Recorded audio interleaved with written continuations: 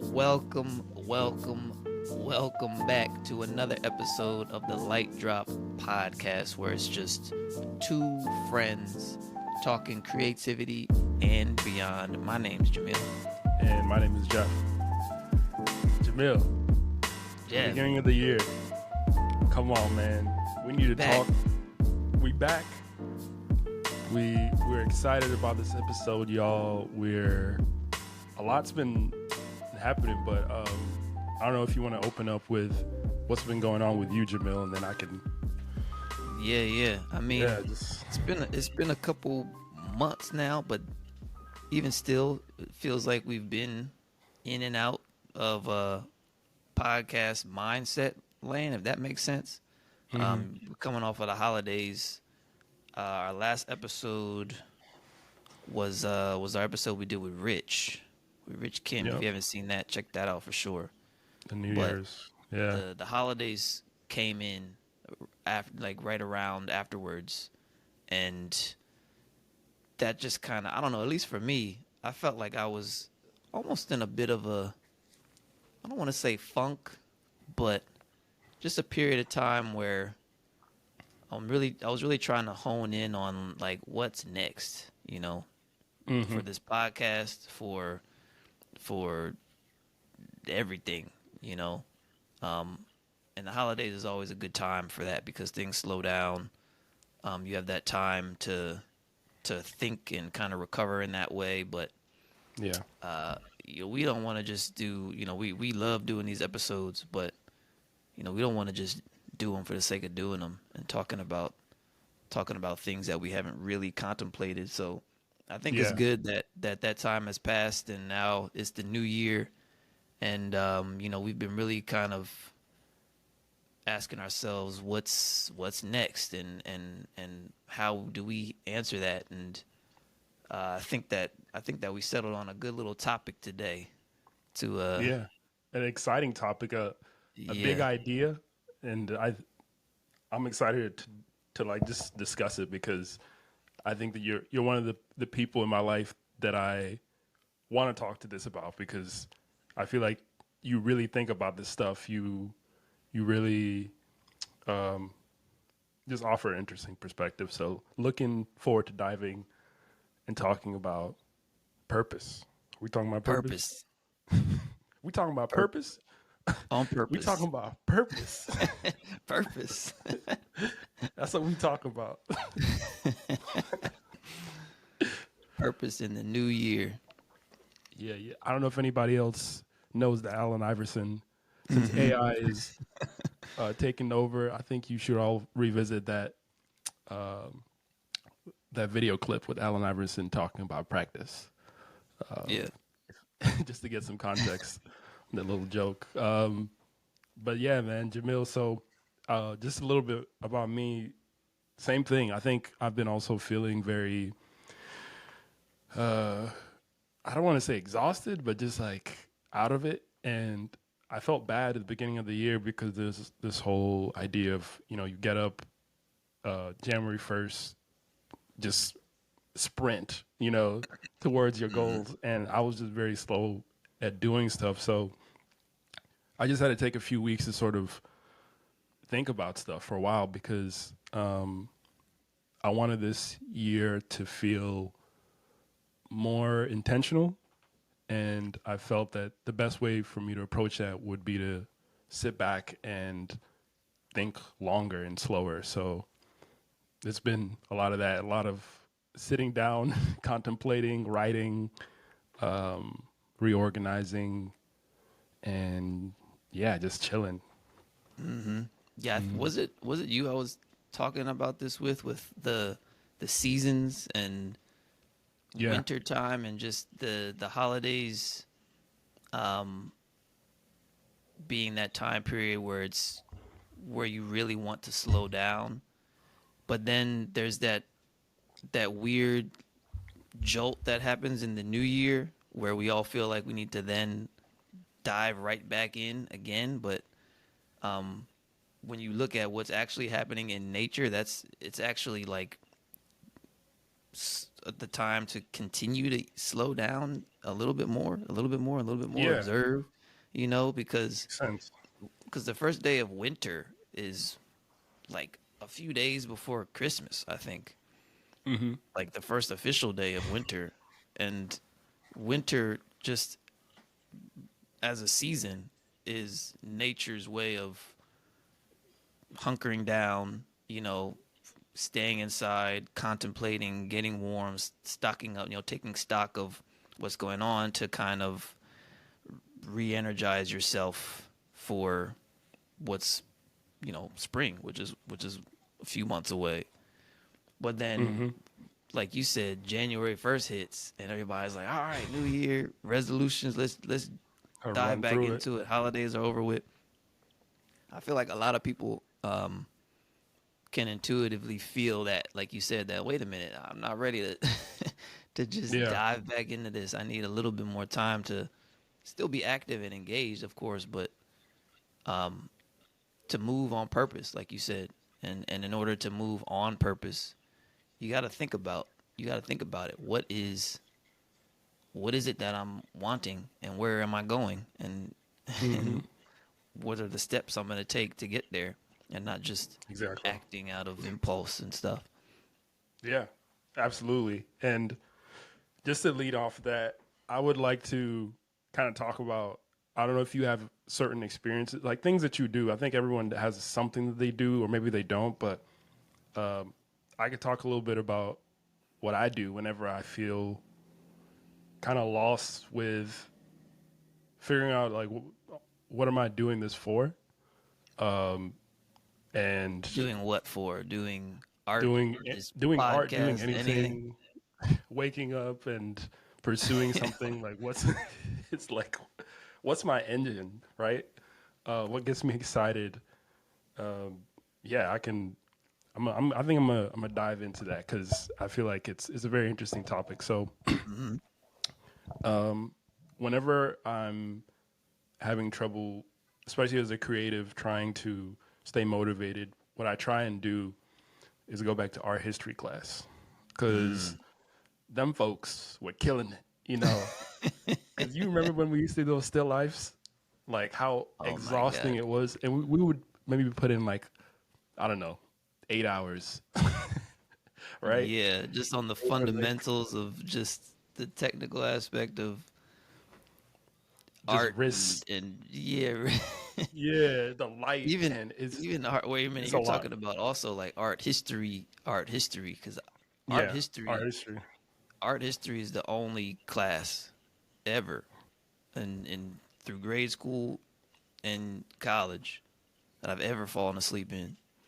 Yeah, yeah. It gets. I mean, I think I've had a few art history teachers, professors who've who just talk about our history in an interesting way. They don't talk about it as if they're in a museum. They talk about like the clashes that were going on because even though this is very we think of it as like high end art, it's like the people who were making those paintings, they were petty sometimes. You know, they were very like there a lot of them were like drunks and it was just like this Who are you underworld talking that about? was You're going talking about the on. greats. You're talking about The the greats. Yeah. I mean, Michelangelo was a drunk. He drank a lot. Every time he got paid his commissions or something went well, he kind of struggled. He had that internal thing. So, yeah, just it was just compared to that and just talking about art in a very specific way where it's like this is high end art. We don't talk about their faults. Kind of separates you from the actual artist because it makes you feel like they're a genius. So that's what I try and do. I try and look at these artists. I've talked about my boy Leonardo da Vinci a couple of times. more than a So couple times. a couple of times, right? So I'm gonna let's go back to the 1400s, right? The Renaissance, and talk about the artist's journey, right? Because when you think about their experience, starting from being, uh, just being in a family that could afford to put you next to a good painter, you just had to be kind of chosen, especially back then. You start off 4 to 10 years old, maybe as an apprentice, You do that for a decade. So you have this long history of just trying your best to even be seen by the masters. And then you get into a workshop, and then you become what you're, I mean, what I think they call them like journeymen, right? And after that, maybe you're good enough to be seen by somebody who's important. But if you're not, then you're just spending your time making random pieces of art. I mean, it wasn't random. It wasn't like it wasn't useful, but it was just compared to like the greats that we know of.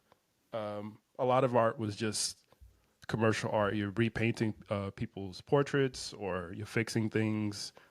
Mm. I don't know, things that people could uh, post on their walls to make it a little bit more interesting, or their churches.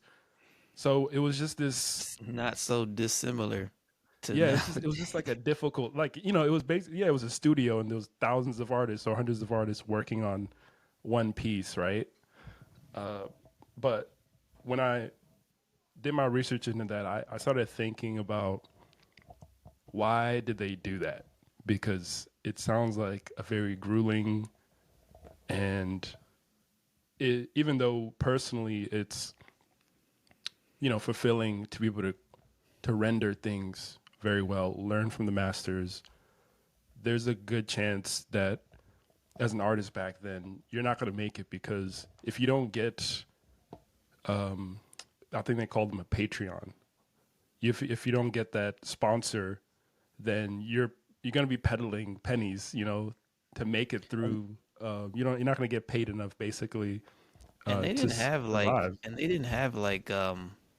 like a lot of the greats that we think of. That's a good point, because a lot of them were considered great like posthumously, weren't they? It Yeah, wasn't I mean, necessarily while they were around that they were these stars. They didn't have social media, right? They weren't these big stars, and they weren't signing other kind of, I don't know, sponsorship deals or anything like that that you would think would come with modern day high profile artists, right? So yeah, it's like yeah, what drove them to work on to work on such those a things, grueling and thing. Yeah. exactly. I mean, for so many hours of a day, you're spent sitting looking at something, and I saw this quote about um, artists back then and what they were actually doing. So instead of creating art that was, as I see it, they would create things that they would want to see, and their own depictions of it in a way that was so divine and so unique that it was poetic and people connected to it. So that's how art became a necessity, because art could depict those things that people really hope for. And yeah, so I think that's what it was. It was just people's connection to the art was much, much greater. It was this thing that I've found to be called divine inspiration. And we've heard of divine right, which is, I think people think that they're entitled to heaven or something like that because they're a king or a queen or something. So they don't really have to do much. Maybe put themselves in a painting or whatever. But divine inspiration is something that's existed forever. Even the first civilizations thought of it as a direct connection to themselves, that if I can tap into uh, a, a special spirit, a special force that's in the world, I can create through that energy. And people would believe that still. I mean, even now, I mean, we talk about that creative flow. It's just a different name, right? And Mm. that's how these artists back then, they were able to do that. So this link it still exists, even if it's just a feeling that you're connected to your art in that way allows you to tap into a subconscious that you maybe might not have been able to. So Do that's you just think all it to was say. Yeah, it was just an interesting insight that I saw from that path. do you think it was easier then, 1400s, to tap into that than it is now? I feel like I'm Mm, inclined to say it was, because now nothing's changed. in essence, right? That's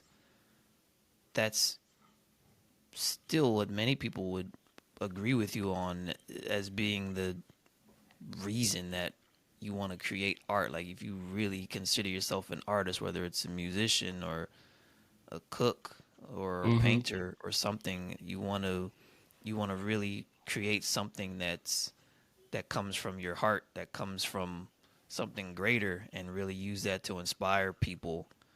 But Yeah. the only difference now is there's so many other things tugging at your attention to kind of commercialize it. And so you want to go there with your art, but it's tougher because I still got to get that paycheck and I still got to, Yeah.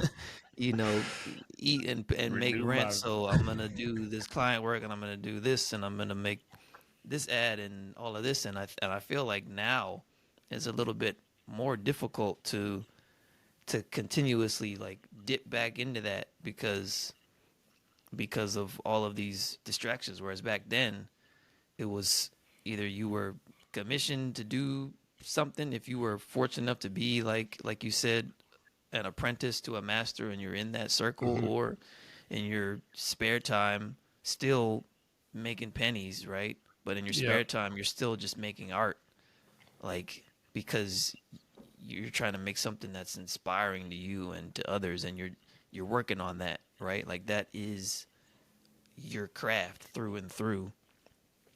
And so Right. what do you think about that? Is that kind of, when you think about art history in that way, like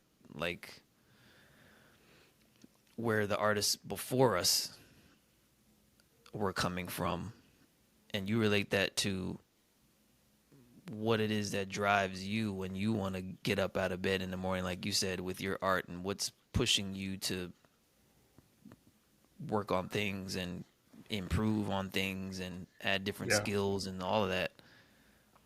Yeah. Is I have a very specific one. So I believe that the creative process is a gift. It's something that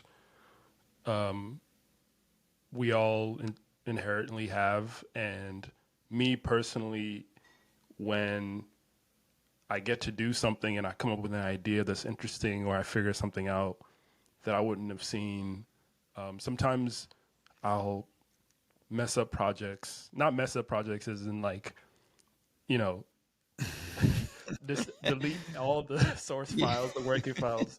What I'm saying is like I'll I'll just push certain things just because it's easier um to render pixels than lighting a whole thing. You can't. I mean, maybe you can, but that I don't know about. But sometimes that's just what it's about. It's about just pushing an idea a little bit further because graphic design allows you to do that a little bit easier. But doing that and then finding something that I wouldn't have found before, I don't see it as an idea that I thought of. It's something else spoke to me in that certain point, and I got to Discover experience it. that. Yeah, discover it for like a short second. For some reason, I did something, moved my neck to a certain way, tilted, did a little dance, and now the creative juices are flowing. So yeah, that's just I think about it like that, and I think it keeps me grounded in what I'm doing. Keeps my ego down because I've always been someone who has a very like big ego about certain things. I take a lot of things personally, but when it comes to art and whether or not I make something, I always try and remind myself that I'm not the one who's in charge of this. There's something else that's doing it. I just need to be that vessel to get it out. Yeah, yeah. And I think that this conversation, this topic, this of purpose is so important because a lot of artists nowadays, in my opinion, in my observation, really have really lost sight of it. Kind of like what we were just talking about with um, the modern day distractions tugging at your creative, what did you call it? The creative divinity, your Yeah, divine divine inspiration. inspiration. You know, Yeah, you've got which all is these things. pulling almost like pulling you away from it consistently, and it gets worse and worse the further along you go without allowing yourself to tap back into that. And Mm-hmm. I think that artists nowadays, professionals who have been able to create a living for themselves working as graphic designers or visual effects artists or painters or fashion designers, anything like that. We fall into this we fall into this comfort bubble with our jobs, you Mm-hmm. know? And there's no a lot of times there's no need to really dip into that divine inspiration for work. It's very much just notes and what the client is looking for and just bringing out that vision in a very technical, almost like objectively Yeah. pleasing way. And so what I'm seeing now is with a lot of creatives in situations where now that profession has been taken away from them, that livelihood is gone, whether it be as a freelance artist with less and less work coming, or if you've been working as a graphic designer or a visual effects professional for a company for so long and now all of a sudden layoffs happen and you're without that. In essence, now it's like, okay, well, I've almost lulled myself to sleep about what it really means to be an artist. That decision Mm-hmm. I made however many years it was ago to be an artist, um, I knew then, or at least I should have known then, that it's not about being complacent and things being easy. Like you pointed out in the 1400s, right? Yeah. They were constantly Struggling. grinding. They didn't get much. It's Yeah. always been like that. You know Mm-hmm. what I mean? But the impact that you can have on other people and the way that you can share your creativity is is a talent that only artists have. And so you think about that purpose, like what am I doing this for? Like what am I actually doing this for? Is it Mm-hmm. money? Because I can get money doing a plethora of other things. Or it's like if I have to be an artist, like if that's what it is that gets me out of bed in the morning, like what really is it that I'm doing this for? Who am Yeah. I trying to inspire? Who am I trying to move? What difference am I trying to make or impact or influence? And these are deep questions, Yeah. but it's like, you know, I feel like a lot of people are kind of floating now and feeling directionless without that 9 to 5 to kind of ground them in something. Now they're Yeah. faced with trying to figure this out, and it's scary. Yeah. And I was gonna say it feels the way that I believe like art has been created in the last maybe, 21st century. It's been cold, a little bit cold because it's now we have all these companies that have their opinions, they have their trends that we need to follow, they have their stories that we need to follow. Everything needs to feel the same. So it's not natural for you as an artist to continue to make somebody else's vision because truly, most of the time, our ideas are good enough to be said. There's no such thing as like a bad idea. Honestly, sometimes it's just execution when it comes to it. But that's something that can be improved. But just the fact that we're feeling all these feelings of kind of this detachment with our work, especially with commercial work, should be a signal for us as artists because they're not going to save us. These companies are not going to save us. They're not thinking about us. So it's important to continuously nurture that connection to your work. And there's this power now in the 21st century that didn't exist in the 1400s too. Yeah. For with social media and with opportunities to reach a large audience quickly, that a lot of artists, I really hope, start to take an interest in, because like I said, for so long you could be doing client work, and just have this comfortable um, job as an artist, as a creative professional, but there's a lot of opportunity to be an artist. There's more opportunity than ever to be an artist. And so it's really about using that creativity to find out how you can do that. And of course, there's, like we've talked about a bunch of times on this show, there you can't ignore being able to make a living, right? Mm-hmm. But it's one of those things where if you have that purpose of why you want to be an artist, what you want to share with your art and show, and what you enjoy creating, what gives you energy, what's that thing that you can do for 8 hours and feel more energetic than you know at the end of it than you did when you began, right? It's like without having an understanding of what that is, then of course doing anything else to generate income is going to feel burdensome. It's going to feel, you're going to feel jaded towards it because it's not your creative job. It's right. Yep. But, Exactly. but having that purpose, right? It's like that in and of itself gives you this excitement to in whatever it is that you need to do to pick up the pieces. Mm-hmm. You can do it from a standpoint of like, okay, yeah, this is me moving forward. Like I don't feel like I'm regressing because I'm not doing the things that I was doing for money, for so Exactly. long, right? It's like it really takes some thinking about what that means to you to get to that point. And Yep. honestly, like that's I don't want to make it seem like it's easier said than done or that you and I have figured that out. But that's kind of what we were alluding to, right? When we were talking about the holidays, we were thinking about what's next for us, for the podcast, for all these things. I know a lot of artists are thinking about that too. Mm-hmm. Um, and it's a conversation. It's a conversation that needs to be had. It's a what with yourself first and foremost. Exactly. You know. I was gonna say, so my nephew, 7 years old, his name is Jalen. He just learned what racism is. His mom had a conversation and and told him, and he was surprised.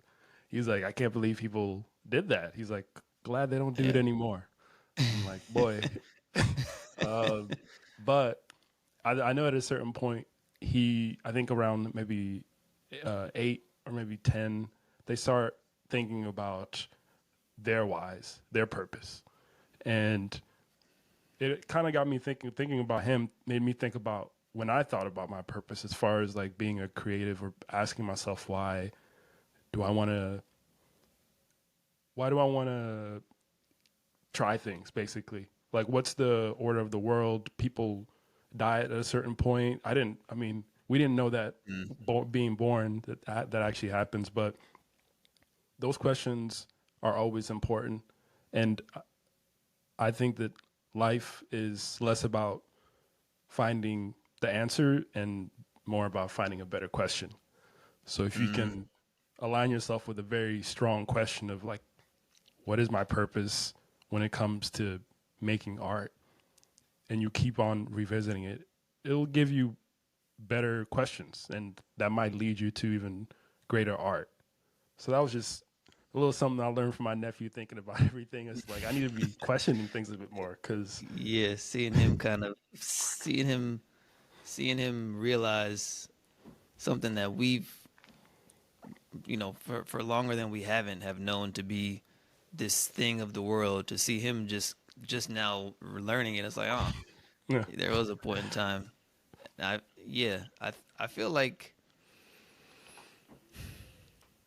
it's so important to define what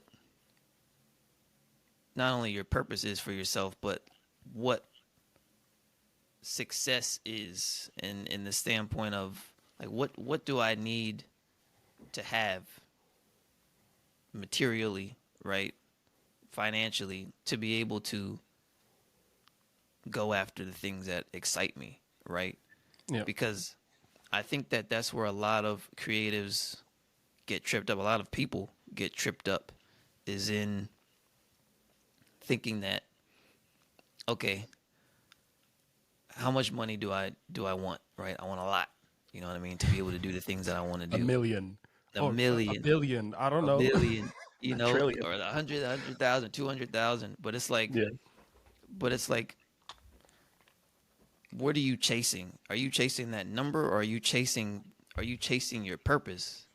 Because when you're chasing your purpose, that number is a very specific number that you know that number, and you know that that's what you need to get to in order to facilitate your purpose. But without any kind of set purpose or goals, you're just constantly chasing more, right? And then Hmm. there's you're always going to be chasing more because there's nothing to get, there's nothing to finish, Yeah. right? In this lifetime, you know what I mean? There's Yeah. always going to be more to do, more to do, more to do. And Yeah. so You can't hit a target you're not aiming for, exactly, basically. Yeah. exactly. So yeah, I've thought that was that's I like thinking in that way because it's a very kind of tangible way of seeing things, without lacking that big picture view of what we're working towards. We fall into this pattern of just material seeking, like Hmm. like serial success seeking, to where you hit a milestone. Oh, I need more. And you hit a milestone. Oh, I need more. I need more. And you're never happy, right? Because that's what it comes down to. Is like, how can I be happy? How Yep. can I help other people be happy? Yep. And Gotta I, have I some like kind of that. purpose. I was gonna say I like that you talked about it being you giving yourself a very um, almost not tangible, but like something that you can get a hold of and use it to motivate yourself when it comes to your process for aligning with your purpose, basically, where you're like, okay, I have a certain number or goal, and that's how I stay aligned with what I'm trying to do. Because it can be very difficult to try and pursue something like that, where it's like I don't know where it's gonna end, and it's it's kind of jarring, almost I would say, to Hmm. to just be existing with no direction, No almost, especially if purpose. you purpose, no No purpose. purpose. I mean, when you think about it, purpose is this combination of where we're going and what excites us, like where we're going and what's important to us. Those Hmm. two things combined is essentially what your purpose is, you know? And so, one of our biggest challenges is making sure that we're not just continuously going without knowing what we're going for. Yeah. Like that's the hard part, is to really like lock in on that.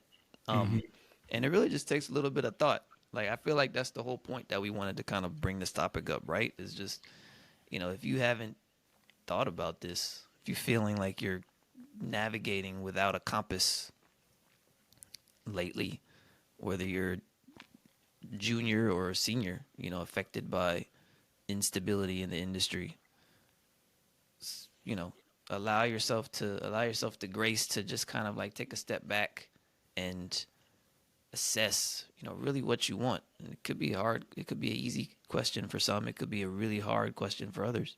Yeah, and to add on to that, I would say giving yourself some grace when it comes to these things, where these are big questions to be asking yourself, and it's not something that you figure out in a day.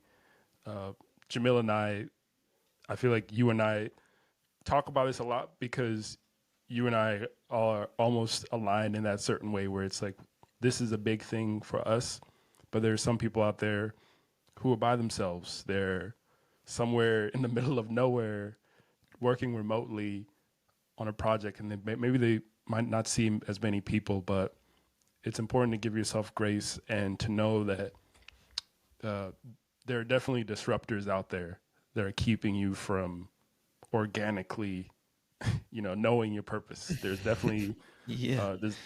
between social media, between commercial trends, between academic habits or whatever you want to call them, things that are just archaic. You have to give yourself some grace when it comes to these things because it Yeah. takes a while.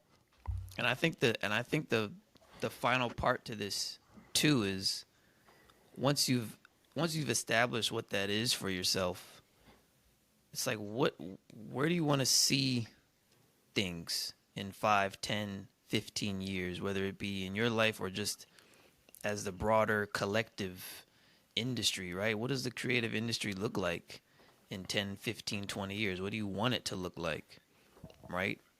Mm-hmm. I can't see a future where we just continue to use our talents solely for the purpose of bringing out client visions and selling and creating products and selling products and advertising and so on and so forth. You know, Yeah.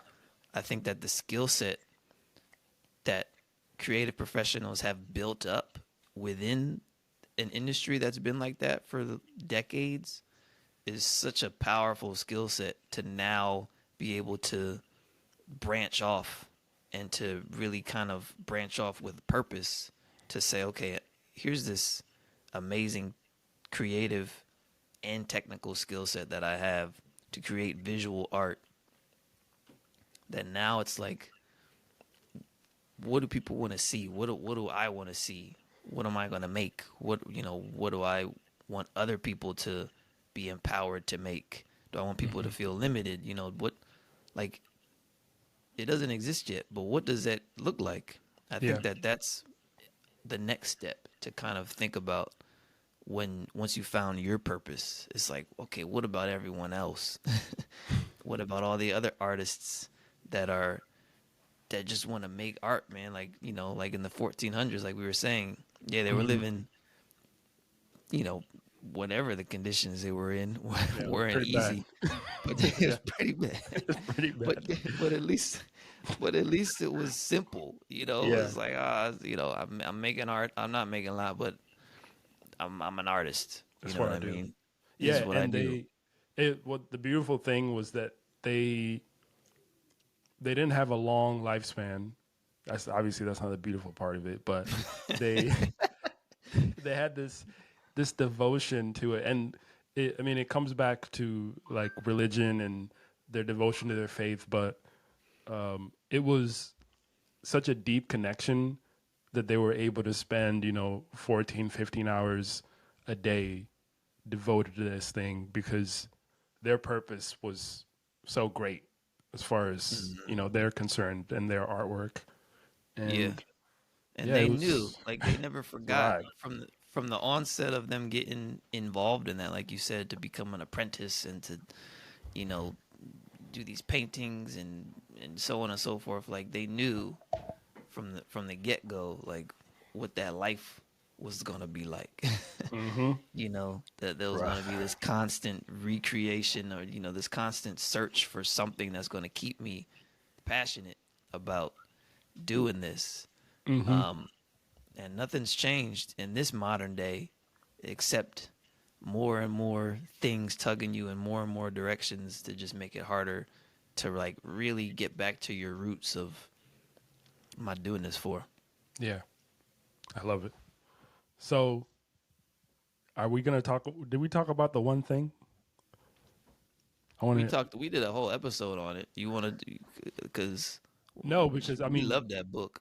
yeah, that book was amazing, and I think we're just revisiting because it is the your purpose is the one thing that could Hmm. obviously change a lot of things. And I think about myself as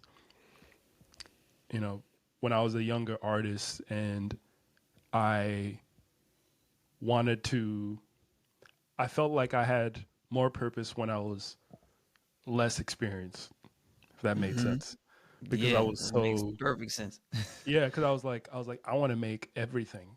There's no limits. I thought that I was going to become famous, and when I when I think about that time, I kind of also have to give myself a little break because when you don't know, you don't know, but it's also the beauty of it. So Hmm. I try and revisit that work and just smile at the ambition that I had. It's just like that. But what I was gonna say was that like when I revisit that time, definitely it's very positive because I felt like I knew what I wanted to do, Hmm. and I felt like this was the best thing that I could give the world. Hmm. And I'm glad that every now and then I still feel that way. It's definitely harder with commercial work, waking up and sticking to a schedule, going to meetings. But I believe that the only reason that I'm still so connected to the work is because I'm able to revisit this question every once in a while, what is my Yeah, purpose with this work? yeah. Well, in the book, in the author of the one thing, he talks about that counterbalance, right?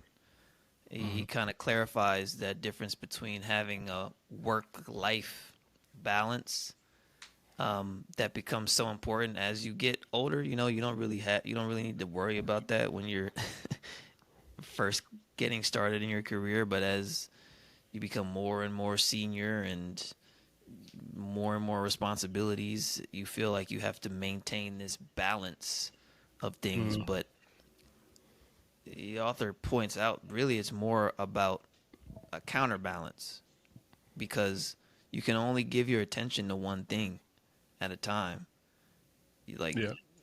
and that one thing should be your purpose. That one most important thing to you should be what gets your attention and what drives your actions and your productivity day in and day out should be based on that focus of what my purpose is. But then when you dive into that, you understand, okay, you know, I also have this that I want to do, and I also have this that I want to do, and I also need to make Mm-hmm. sure that I continue to improve my relationships with my family and my friends and all these other things that Yeah. are important to me.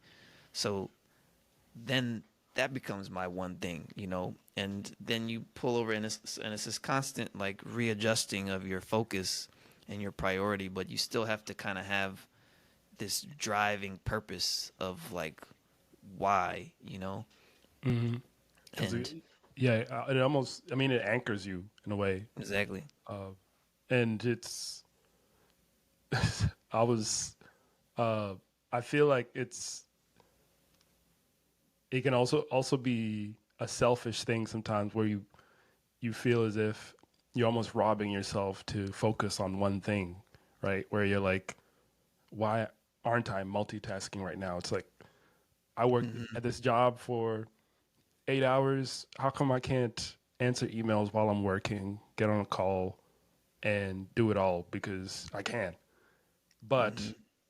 you're right. I mean, you only have two eyes. You can only focus on one thing, and it's almost a disservice to those tasks to try and split them up because I mean, it just ends up taking longer, right? Yeah. Yeah. Yeah, man.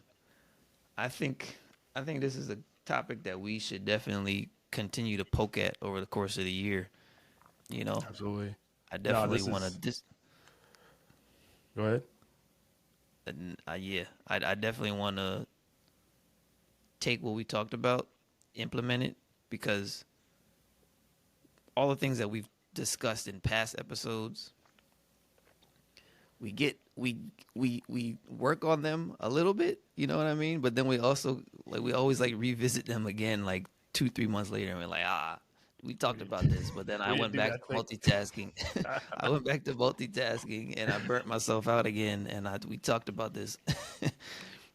but Right. I but something about this topic though feels like feels like ground zero, you know? It's like starting here, we should start here, talk about this, and then kind of talk about something else that we may have wanted to revisit or talk about something. But it starts with this purpose, because this purpose is what's going to give us that focus on that one thing to get our juices flowing every morning, like you said, to get us up and get us alive. And regardless of what's happening in your work circumstances, you know, your work life circumstances, it's like really heavy when you talk about people who are like happy, you know, like absolutely happy people.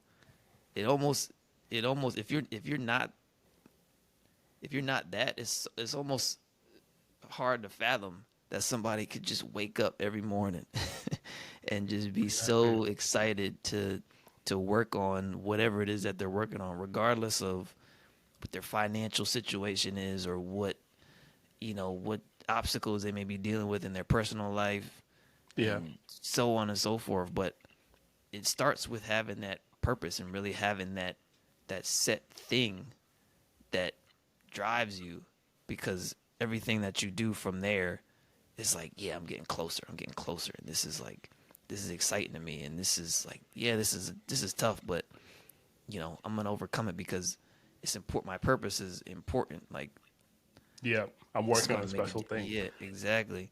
This thing was it. Like, I mean, like I said, it's like a gift. I always remember, like, I always feel so grateful whenever I have that small feeling that what I'm doing right now on this computer is something that, you know, 13-year-old me would have been so excited about.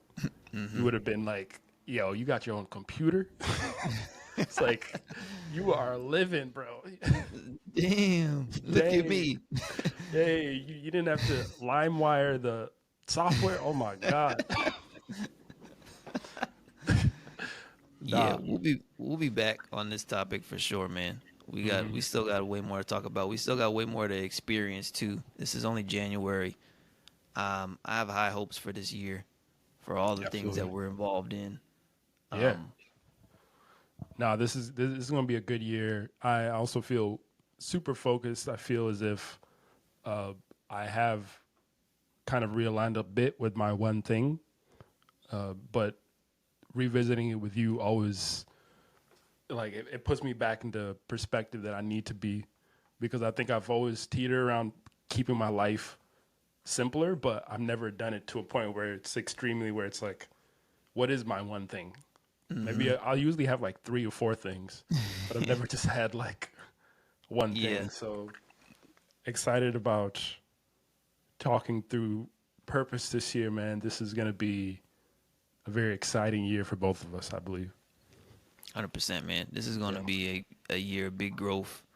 I'm determined to make that the case. You guys are going to see us talking about this. You know, it's been a minute since our last podcast episode where it was just me and you, Jeff. I think the last time we did an episode, you had a wig on. I did, yep. Grew out my hair. It's like Halloween. I think that was months ago. But yeah, I feel like we kind of hit a new gear. We're ready to kind of contemplate on some things and bring that back to the podcast, share with y'all. But more importantly, if you're listening, like, we want to talk. We want to kind of open up these conversations. And we got some things coming to kind of help facilitate that. But, you know, talk to us in the comments. Talk to us, you know, find me on LinkedIn, anything. And, you know what I mean? We can kind of open this conversation up, because in the way that Jeff and I find new answers over the course of these episodes, you know, I appreciate that you and I have that, but I know that a lot of people don't. You know, they don't have that person to talk to get there. So, and I would say, I mean, obviously subscribe, follow, comment, do all the things that you can, because it does give us a little bit of push, I guess, to see, like, you know, if you're letting us know in the comment section what you're thinking. I think it really pushes us to keep making. We're always going to do it.